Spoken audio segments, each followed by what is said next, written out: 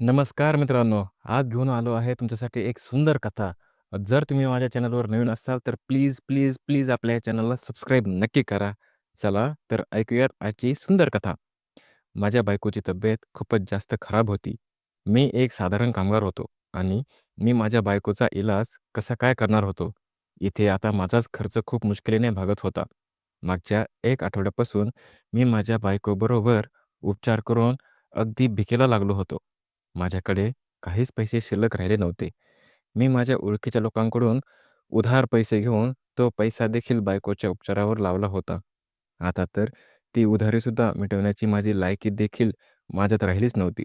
मी डोकं पकडून बसलो होतो आणि माझी लहान मुलं होती. मी माझ्या बायकोला असं मरताना पाहूच शकत नव्हतो. जेव्हा माझी नजर माझ्या मुलावर गेली, तेव्हा ते उदास होऊन आपल्या आईकडेच पाहत होते आणि मी माझ्या मुलांना अशा अवस्थेत बघूच शकत नव्हतो. त्यामुळे मी लगेच उठलो आणि घरातून निघून एका नातेवाईकाकडे जाऊ लागलो. माझा तो नातेवाईक खूप खूप म्हणजे खूप श्रीमंत होता आणि मी त्याच्याकडून आधी देखील माझ्या बायकोच्या उपचारासाठी काही कर्ज घेतलं होतं. परंतु मला आता आशा होती, की तो मला दुसऱ्यांदा देखील नक्कीच पैसे देईल. पण मी त्यावेळेला माझ्या बायकोच्या ऑपरेशन करून या सगळ्या अडचणीतून सुटका मिळवू इच्छित होतो. मी एका गरीब वस्तीत राहत होतो. तर माझा तो नातेवाईक शहरातल्या एका श्रीमंत, उच्च शिक्षित भागात राहत होता. मला तिथे पोहोचायला साधारण संध्याकाळ झाली होती. मी जेव्हा तिथे पोहोचलो, तेव्हा त्याच्या चेहऱ्यावर मला आधीच नकार दिसला होता. मी शरमेने माझी मान खाली घातली. परंतु माझी मजबुरीच होती. माझी बायको मरणार होती आणि मी तिच्यासाठी उपचारासाठी काहीही करायला तयार होतो. माझे त्या नातेवाईकाच्या चेहऱ्यावर नकार दिसून देखील मी त्याला माझा प्रॉब्लेम सांगितला. परंतु त्याने मला सरळ-सरळ भाषेमध्ये सांगितलं, "हे बघ भाऊ, मी तुला आधीच उधार पैसे दिले आहेत आणि मला ते पैसे परत मिळतील याची काहीच आशा नाही. परंतु मला माहीत आहे, तू एक कामगार आहेस आणि आता मला तुझ्यावर अजून पैसे बर्बाद करायचे पण नाहीत." मी अगदी अविश्वासाने माझ्या त्या नातेवाईकाकडे पाहत होतो, ज्यांनी मला सरळ-सरळ शब्दामध्ये नकार दिला होता. माझी शेवटची आशा देखील आता संपुष्टात आली होती.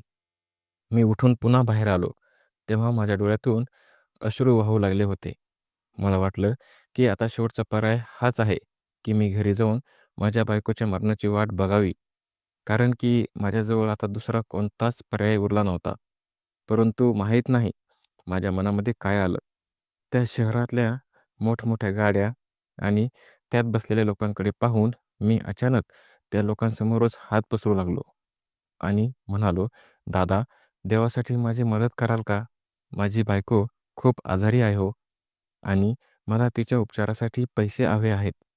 त्या माणसाने एक नजर वर करून माझ्याकडे बघितलं आणि त्याने त्याच्या खिशातून एक ₹100 नोट काढून त्याने माझ्या हातावर टेकवली. मी त्याला आशीर्वाद देऊन दुसऱ्या गाडीकडे जाऊ लागलो. अशा प्रकारे रात्र होईपर्यंत मी खूप साऱ्या लोकांच्या समोर माझे हात पसरले होते. काही लोकांनी मला हे बोलून धुडकावून लावलं, की "हे तर तुम्हा लोकांची जुनी नाटकं आहेत. भीक मागणे, कधी स्वतःच्या बायकोला आजारी करता तुम्ही, तर कधी आईला आणि मुलींना काही आणि आणि कधी तर मुलींना." काही लोकांनी तर मला मेहनतीने काम करायला सुद्धा सांगितलं होतं.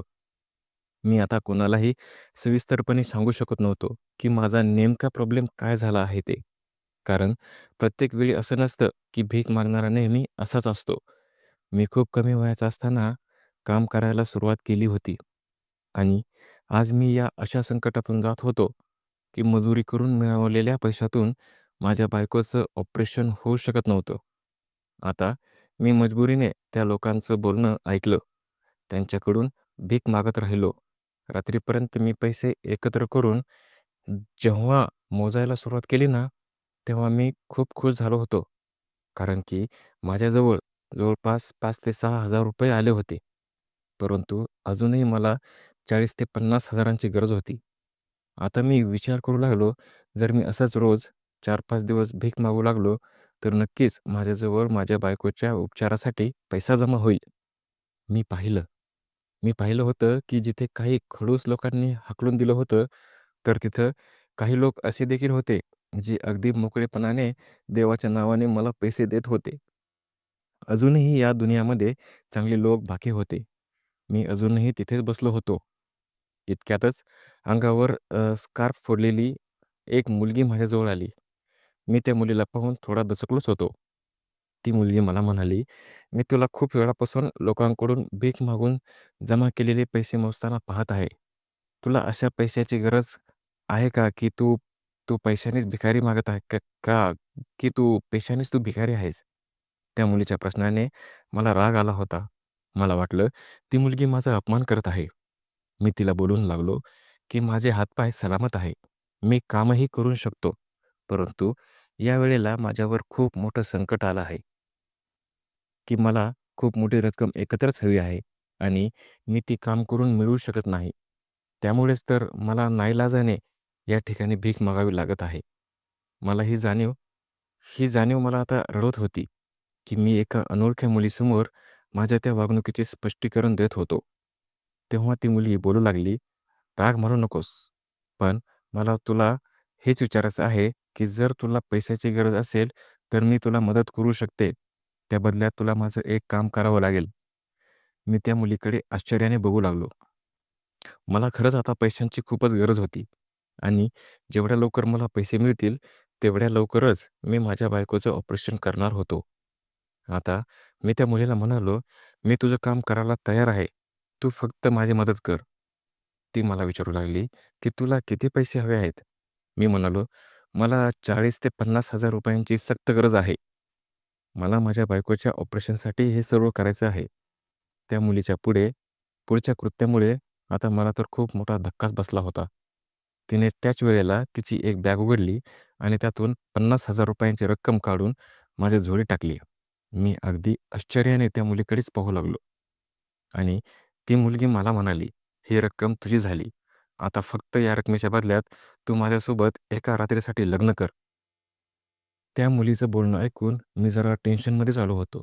कारण मी एक विवाहित पुरुष होतो आणि मी स्वतःच्या बायकोशिवाय इतर कुठल्याही बाईबद्दल असा विचार देखील करू शकत नव्हतो. आणि ही मुलगी तर माझ्याकडे तिची एक रात्र नवरा होण्याबद्दल बोलत होती. मी अगदीच हैराण झालो होतो.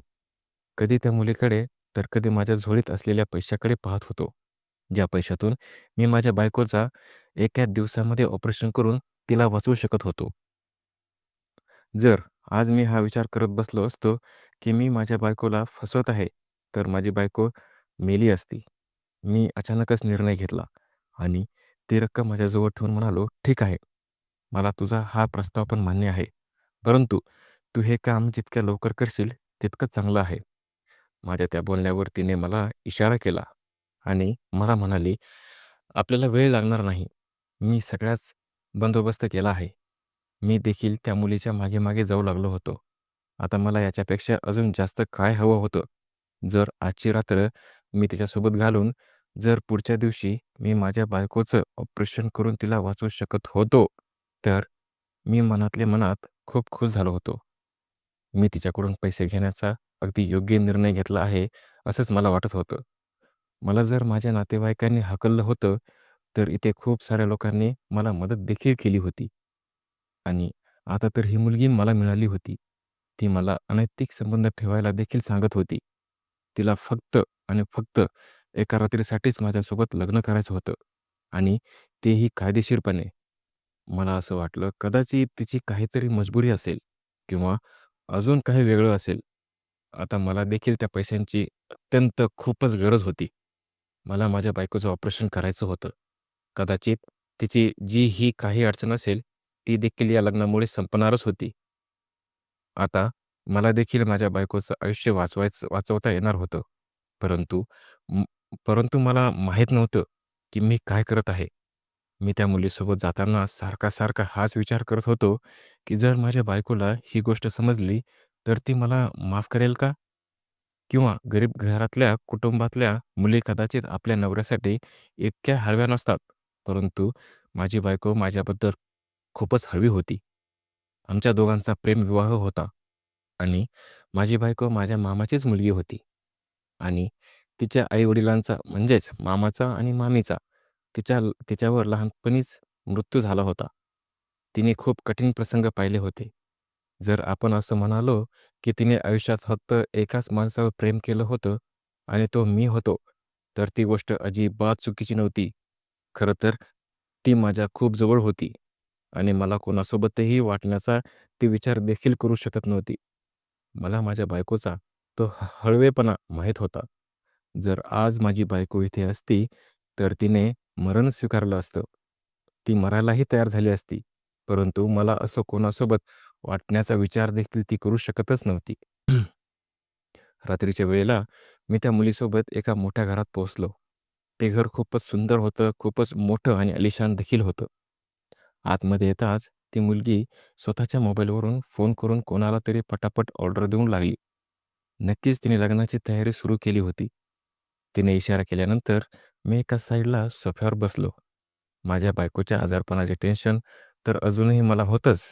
परंतु तू माझ्या डोक्यावरून एक खूप मोठं ओझं हलकं झालं होतं. मी पैशाचा बंदोबस्त केला होता. त्यामुळे त्यावेळेला मी अगदी निर्धास्तपणे बसलो होतो. आता त्या मुलीने फोन बंद करून माझ्याकडे बघितलं आणि विचारलं, "तू रात्रीचे जेवण केलंस का?" मी फक्त नकारार्थी मान हलवली होती. तिने मला विचारल्यानंतर भुकेची जाणीव झाली होती मला. मी सकाळीच माझ्या घरातून कामासाठी निघालो होतो आणि घरी गेल्यावर देखील माझ्या बायकोच्या टेन्शनमुळे मी काहीच खाल्लंच नव्हतं. त्या मुलीने माझ्यासाठी खाण्याचा बंदोबस्त केला आणि तेव्हापर्यंत तिथे दोन्ही साक्षीदार आणि वकीलही आले होते आणि आमचं त्याच वेळेला लग्न झालं आणि ते माणसं त्या मुलीला नमस्कार करून निघून गेले. लग्न करून मी तिच्या घरातच बसलो होतो. परंतु माझ्या बायकोबद्दल विचार करून मला आता खूपच टेन्शन येत होतं. ती मुलगी माझ्याजवळ आली. तेव्हा ती तेव्हा मी तिला माझ्या बायकोबद्दल सांगितलं, की मला विचार करून बायकोचं खूप टेन्शन येत आहे. मला धक्का तेव्हा बसला, जेव्हा ती मुलगी माझ्या अजूनच जवळ आली होती. तिला असं माझ्याजवळ येताना पाहून मी आता मात्र खूप म्हणजे खूप घाबरलो होतो. पण मी एक पुरुष असून देखील इतका घाबरलो होतो. ती मात्र बिनधास्तपणे अगदी चिटकून मला येऊन माझ्याजवळ बसली होती. जसं काय ही एक साधारणच गोष्ट आहे. मी विचार केला होता, की प्रत्येक स्त्री स्वतःची मर्यादा जपण्यासाठी, इज्जत जपण्यासाठी अतोनात कष्ट करते. स्वतःच्या नवऱ्याशिवाय स्वतःला इतर पुरुषाच्या हवाले करणं ही अजिबात सोपी गोष्ट नाही. मला माहीत नाही त्या मुलीचा नवरा कोण होता, जो इथून अगदीच एकाकीच गायब झाला होता. ती मुलगी इथे अगदी आरामात एका अनोळखी पुरुषासोबत लग्न करून घेऊन आली होती. मी विचार केला, कदाचित ती त्यांची मॉडर्न संस्कृती होती. शहरातल्या महिला या अशा स्वतंत्र विचाराच्याच असतात. मी माझ्या विचारातच आता मग्न झालो होतो. तेवढ्यात ती मुलगी मला म्हणाली, "जर तुला लग्न करून पश्चाताप होत असेल, तर तू काळजी करू नकोस. सकाळ होताच तू इथून मोकळा होशील आणि तू लगेचच घटस्फोटाच्या पेपरवर सही करून पण जाऊ शकतोस. त्यानंतर आपला कधीच सामना पण होणार नाही. त्यामुळे तुला माझं टेन्शन घ्यायची काहीच गरज नाही आणि मी तुला पण कधी त्रास देणार नाही. आणि जर कधी आपण एकमेकांच्या समोर आलोच, तर आपण एकमेकांना ओळख देखील देणार नाही. जर तुझं लग्न झालेलं असेल, तर तू तुझ्या बायकोला यातील काहीही सांगू नकोस आणि तू एका मजबूर मुलीची मदत करण्यासाठी हे सर्व करतोस, असा विचार कर." त्या मुलीचं बोलणं ऐकून मला मला म्हणजे असा खूपच आतमधून धीर आला होता. मी तिला म्हणालो, "मला फक्त एकच प्रश्न विचारायचा आहे. तुझा नवरा कोण आहे? त्याला माहीत आहे का, की तू माझ्यासोबत एका रात्रीसाठी लग्न केलं आहे ते? तो तुला त्याच्यासोबत पुन्हा ठेवेल का?" माझ्या त्या प्रश्नावर ती मुलगी एकदमच शांत झाली. मला वाटलं, की माझ्या त्या प्रश्नामुळे मी तिच्या जखमेवरची खपलीच काढली आहे. आता मला थोडीशी लाज वाटू लागली होती आणि मी अजून काही बोलणार त्या अगोदरच अचानक ती मुलगी रागाने मला म्हणाली, "हे बघ, तुला तुझ्या पैशांची देणं-घेणं असेल आणि पैशांचीच देणं-घेणं राहू दे. तुला पैसे मिळालाय ना, आता तू तुझं काम कर आणि मला अजून काही प्रश्न विचारू नकोस." त्या मुलीच्या अशा अचानक बदललेल्या वागण्यामुळे मी जरा हैराणच झालो.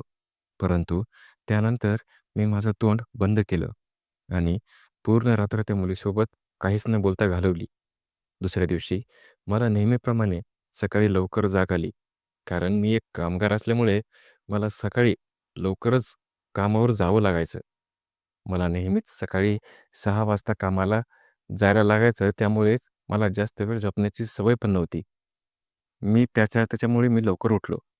मी आता उठून फ्रेश होण्यासाठी बाथरूमकडे जात होतो, की इतक्यातच माझी नजर त्या मुलीवर पडली. जी मुलगी अगदी बिनधास्तपणे अजून झोपलेलीच होती. मी लगेचच माझी नजर दुसरीकडे वळवण्याचा प्रयत्न केला. परंतु माझी नजर आता एका ठिकाणीच खिळली होती. ती तिच्या शरीरावरच. मी कितीतरी वेळ निरखून पाहत होतो. मला अजिबात असं जाणवलं नाही, की मी हे काय करत आहे ते. जर ती मुलगी जागी असती, तर नक्कीच माझी ती नजर पाहून तिला खूप चुकीचं वाटलं असतं. परंतु मी तर त्या मुलीला अगदी निरखून पाहत होतो.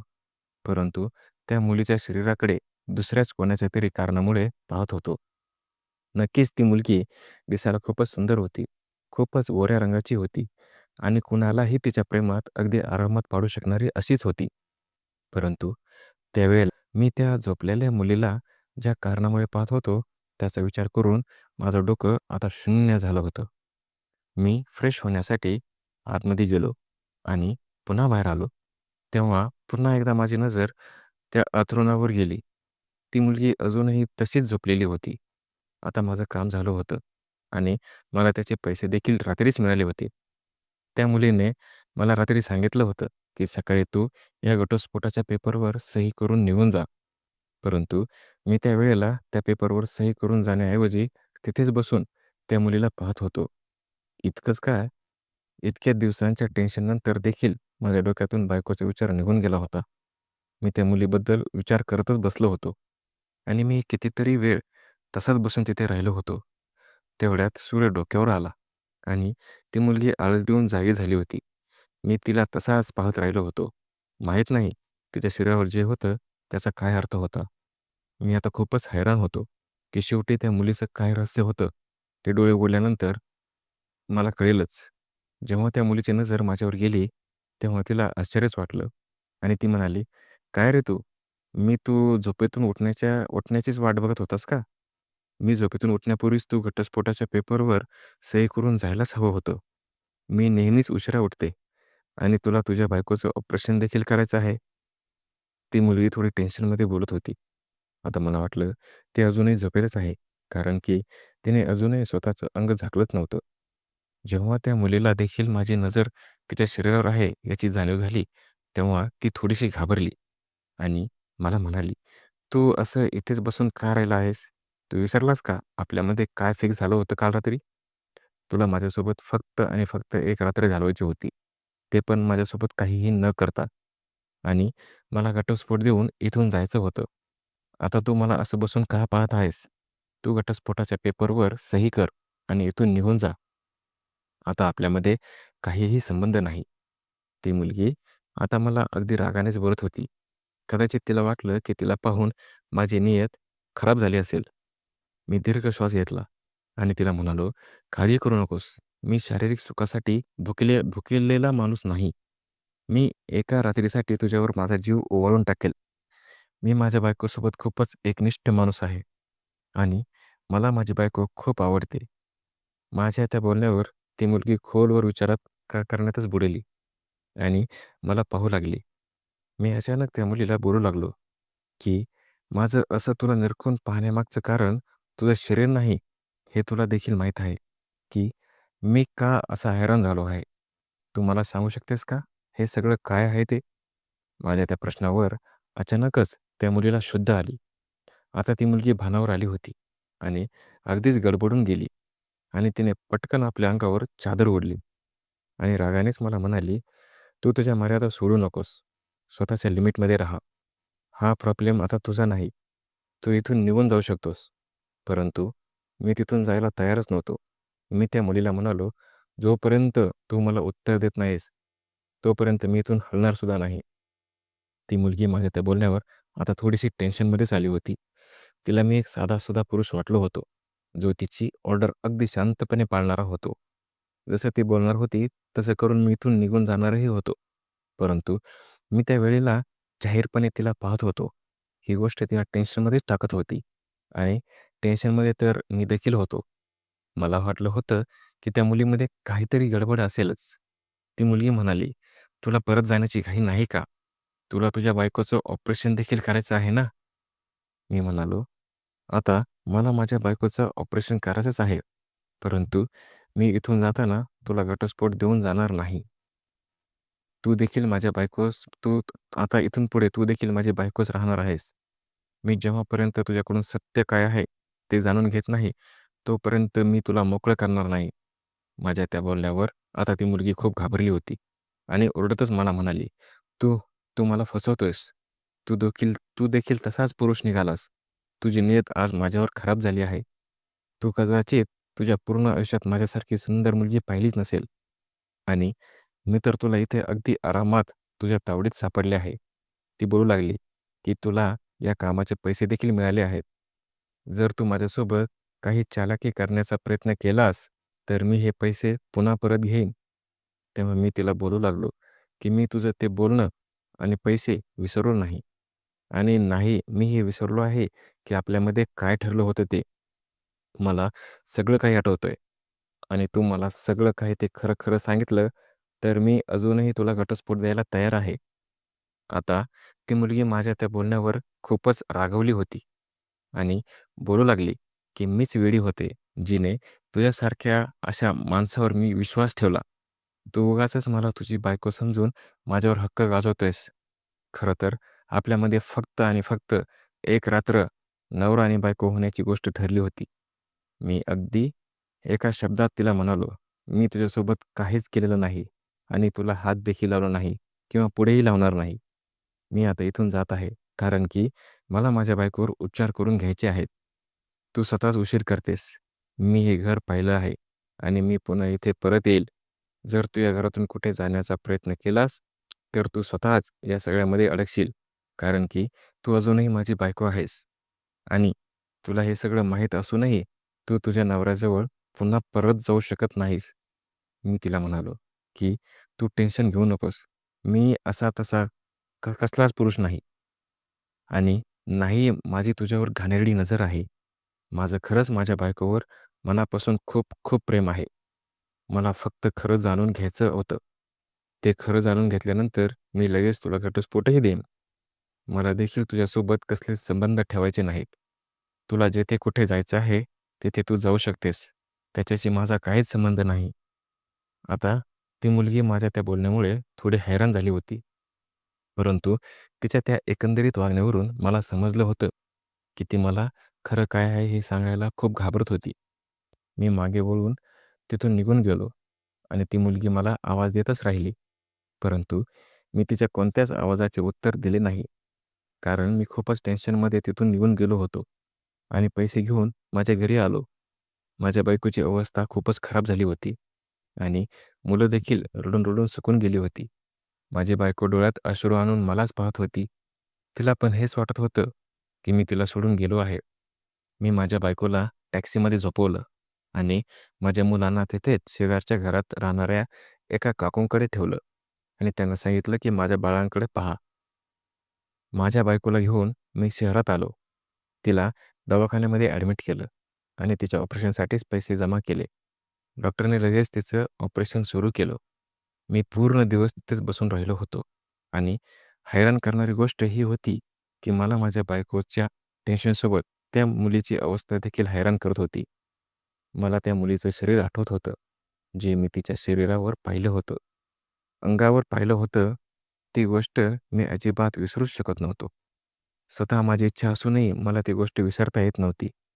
मी स्वतःला खूप समजवण्याचा प्रयत्न केला, की मी त्या मुलीला घटस्फोट देऊन तिच्यापासून सुटका मिळवून घेईन आणि माझं याच्यासोबत काहीच देणं-घेणं नाही.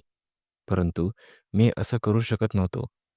5 तास ऑपरेशन झाल्यानंतर डॉक्टरांनी मला एक आनंदाची बातमी सांगितली, की माझ्या बायकोचं ऑपरेशन यशस्वी झालं आहे ते आणि ती थोड्या वेळातच शुद्धीवर येईल. तेव्हा डॉक्टरने मला काही सूचनाही देऊन समजावलं, की 2 ते 3 दिवस माझ्या बायकोला आता दवाखान्यातच राहावं लागेल, जेणेकरून आम्ही तिचं चेकअप वगैरे करू शकू. फी तर मी आधीच जमा केली होती. त्यामुळे मला आता दुसरी काहीच काळजी नव्हती. आता माझी बायको अजूनही कितीतरी तास बेशुद्धच राहणार होती. त्यामुळे मी दवाखान्यातून निघून त्या मुलीच्या घरी निघालो. मला आता राहून हाच विचार डोक्यात येत होता, की कदाचित ती मुलगी तिथून पळून गेली असेल. परंतु जेव्हा मी आतमध्ये गेलो, तेव्हा हे पाहून मला जरा बरं वाटलं, की ती मुलगी अजूनही तिथेच होती. ती डोक्याला हात लावून खोल विचारात बुडालेली होती आणि मला तिला पाहून आनंद झाला होता. मी तिला पाहून अजिबातच हैराण झालोही नव्हतो. ती अजूनही त्या खोलीत तिचं डोकं धरून बसलेली होती. कारण की तिच्या डोक्यावर आता माझंच खूप मोठं टेन्शन आलं होतं. मला माहीत नाही तिने अशी विचित्र अट का ठेवली होती. कदाचित तिचा नवरा पुन्हा तिला बोलावत असेल. मला पाहताच ती लगेच माझ्याजवळ आली आणि माझ्यावर ओरडतच मला म्हणाली, मला बोलू लागली, की "मला तू अगोदर घटस्फोट दे, नाहीतर मी तुझा जीवच घेईन. जर अजूनही तू मला तुझ्यासोबत ठेवलं, तर माझं काहीच बिघडणार नाही. उलट तुला मारून मला विधवं केलं जाईल. तुला असं वाटतंय का, की माझा नवरा एक सर्वसाधारण माणूस आहे?" त्या मुलीचं बोलणं ऐकून आता मी जरा हैराणच झालो होतो. ती सकाळी रडून वेडी झाली होती आणि आता मला धमकावत होती. माझा विचार अगदी योग्य होता. मी त्या मुलीला सांगितलं, "मी देवाशिवाय कोणालाच घाबरत नाही. जर देवाने माझा मृत्यू लिहिला असेल, तर मला मृत्यू पण येईल. आणि जर माझं अजून आयुष्य बाकी असेल, तर मग तुझ्या नवऱ्याने काहीही करू देत. मी जिवंतच राहीन." मी तिला म्हणालो, "मी अजूनही तुला हेच विचारतोय. तू मला सर्व काही खरं काय असेल ते सांग. तेव्हा मी इथून निघून जाईन." परंतु ती मुलगी मला काहीच सांगायला तयार नव्हती आणि फक्त टेन्शन घेत राहिली. परंतु यावेळेला आता मी देखील घाबरलोच होतो, की मी असाच त्या मुलीला जाऊ देणार नाही. कारण पहिल्याच दिवशी जेव्हा मी त्या मुलीचं सुंदर असं शरीर पाहिलं होतं, तेव्हा मी पण खूपच घाबरलो होतो. त्या मुलीच्या अंगावर ब्लेडनं लिहिलं होतं आणि ते लिहिलेलं मला खूपच हैराण करणारं होतं. कारण की तिच्या अंगावर घटस्फोटाचा नंबर लिहिलेला होता. मित्रांनो, सस्पेन्स स्टोरी आहे. प्लीज आपल्या चॅनलला सबस्क्राईब करा. तुमच्यासाठी मी अशा स्टोरी आणणार आहे. आणि शेवटचं लिहिलेलं होतं 7वा घटस्फोट. म्हणजे मी त्या मुलीचा 8वा घटस्फोट करणारा पुरुष होतो. मला हीच गोष्ट त्या दिवसापासून खूप वाईट पद्धतीने त्रास देत होती. माझ्या आतील माणुसकी मला त्या मुलीला असं सोडण्याची परवानगीच देत नव्हती. मला माहीत होतं, ती मुलगी स्वतःच्याच अंगावर असं काही लिहिणारं नाही. नक्कीच कोणीतरी दुसरं होतं. जो कोणी होता, तो दुसरा-तिसरा कोणी नाही, तर तिचाच नवरा असू शकतो. तिकडे दवाखान्यात माझ्या बायकोची तब्येत सुधारू लागली होती आणि मी मात्र या मुलीच्या डोक्यावर उभा होतो. मी तिला घटस्फोट न देण्याची शपथच घेतली होती. पूर्ण आठवडा निघून गेल्यानंतर देखील जेव्हा मी त्या मुलीचं बोलणं ऐकलं नाही आणि माझ्या बोलण्यावर कायम राहिलो, तेव्हा 7व्या दिवशी त्या मुलीने रडत-रडत मला सर्व काही खरं सांगितलं. ती बोलू लागली, की "मी एका गरीब कुटुंबातील मुलगी आहे आणि तो मुलगा माझ्याच कॉलेजमध्ये शिकत होता. आमच्या दोघांचीही एकमेकांवर खूप प्रेम जडलं होतं आणि आम्ही दोघांनी पण लग्नच केलं होतं. परंतु लग्नानंतर तो खूपच माझ्यासोबत विचित्र पद्धतीने वागू लागला होता. तिच्यावर संशय घेऊ लागला होता. तिला त्रास देऊ लागला होता. जेव्हा ती ओरडायची, किंचाळायची, तेव्हा त्याला खूप बरं वाटायचं. ती बोलू लागली, की "माझ्या लग्नाला जवळपास 1 वर्ष झालं आहे. परंतु माझ्या नवऱ्याने माहीत नाही मला कितीतरी वेळात जाणून-बुजून घटस्फोट देऊन दुसऱ्या पुरुषांच्या हवाली करतो आणि मला अगदी ठणकावून सांगतो, की त्या माणसाकडून घटस्फोट घेऊन पुन्हा माझ्याकडे ये."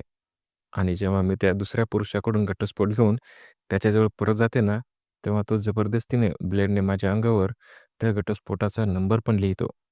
मी वेदनेने अक्षरशः कळवळते. तेव्हा तो आनंदाने हसू लागतो. माहीत नाही त्याला मला असा त्रास पाहून, वेदनेत पाहून आनंद का वाटतो ते. परंतु मी एका गरिबाची मुलगी आहे. माझ्या अजूनही बहिणी आहेत. माझ्या घरातल्यांच्या काळजीपोटी मी मजबूर आहे. या पुरुषासोबत मी मुकाबला करूच शकत नाही. कारण तो श्रीमंत आणि त्यासोबतच खानदानी पण आहे. यावेळी देखील त्याने मला घटस्फोट देऊन तो दुसऱ्या देशात गेलेला आहे. तो परत यायला अजून काही दिवस बाकी आहेत.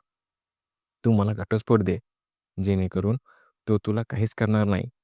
मी त्या मुलीला बोलू लागलो, की मी तुझी मदत करेन.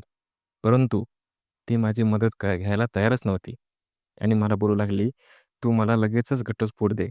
मला कोणाचीच मदत नकोय. जर तू माझी मदत करायचा प्रयत्न केलास, तरी देखील माझ्या घरातले इतर बहिणी त्याचा शिकार होतील." आणि माझी अशी अजिबात इच्छा नाही, की त्यांना देखील हाच त्रास सहन करावा लागेल. माझी मजबुरी आहे, की मी एका गरिबाची मुलगी आहे म्हणून. माझी अजून बहिणी देखील आहेत. माझ्या घरातल्यांच्या सुरक्षेसाठी मी खूप जास्त मजबूर आहे. आता त्या पुरुषासोबतच कोणीच लढू शकत नाही. तो एक मानसिक रुग्ण नक्कीच आहे, परंतु त्याच्याजवळ पैशाची ताकद खूप मोठी आहे. ती मला बोलू लागली, की "तू या वेळेला मला घटस्फोट दे." आणि नाईलाजाने मला त्या मुलीला घटस्फोट द्यावाच लागला. उदास होऊन मी तिथून पुन्हा परत आलो.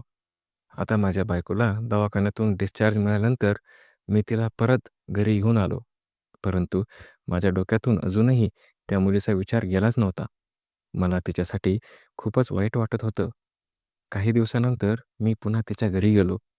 मी एकदा शेवटचं त्या मुलीला भेटू इच्छित होतो. परंतु तेव्हा मला तिथे उभ्या असलेल्या वॉचमनने सांगितलं, की त्या मुलीने तुम्ही गेल्यानंतरच आत्महत्या केली आणि स्वतःचं जीवन संपवलं. जी मला समजावत होती, की ती घरातल्यांच्या सुरक्षितेसाठी असं तसं पाऊल उचलणार नाही. कदाचित ती तिच्या आयुष्याला इतकी कंटाळली होती, इतकी थकली होती, की तिने मागचा पुढचा काहीच विचार न करता तिचा जीव दिला होता. कदाचित पुढच्या घटस्फोटासाठी ती स्वतःला तयार करूच शकली नाही. त्यामुळेच तर तिने स्वतःचा जीव घेऊन हे सर्व काही तिथेच संपवलं होतं. मी अगदी थकल्या पावलाने पुन्हा परत आलो. आता माझं आयुष्य त्या घटस्फोटानंतर खूपच चांगलं चाललेलं होतं. माझी बायको आता ठीक झाली होती. मी माझ्या बायकोला कधीही त्या मुलीबद्दल सांगितलं नाही. परंतु माझ्या मनामध्ये अजूनही त्या मुलीचे विचार सतत येत होते आणि आता या गोष्टीला जवळपास 10 वर्षे निघून गेली आहे. तर मित्रांनो, ही कथा तुम्हाला कशी वाटली आहे? कमेंट करून मला नक्की सांगा आणि कथा आवडली असेल तर या व्हिडिओला लाईक करा आणि हो, आपल्या चॅनलला नक्कीच सबस्क्राईब करा. कारण मी खूप मेहनत घेत आहे. तुम्हालाच तुमच्यासाठी हे असे व्हिडिओ आणत आहे. त्याच्यामुळे प्लीज सबस्क्राईब माय चॅनल. शेवटपर्यंत तुम्ही कथा बघितल्याबद्दल तुमचे मनापासून खूप खूप आभार. पुन्हा भेटूयात नवीन कथेसह.